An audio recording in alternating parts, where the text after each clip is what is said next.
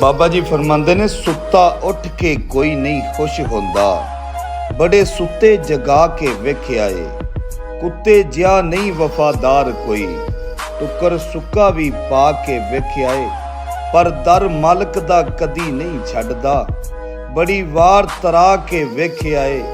ਤੋਤਾ ਜਦੋਂ ਵੀ ਛੱਡੀਏ ਉੱਡ ਜਾਂਦਾ, ਕਈਆਂ ਚੂਰੀਆਂ ਪਾ ਕੇ ਵੇਖਿਆ ਏ। ਸੱਪ ਡੰਗ ਮਾਰਨ ਤੋਂ ਕਦੀ ਨਹੀਂ ਰਹਿੰਦਾ, ਕਈਆਂ ਦੁੱਧ ਪਿਲਾ ਕੇ ਵੇਖਿਆ ਏ।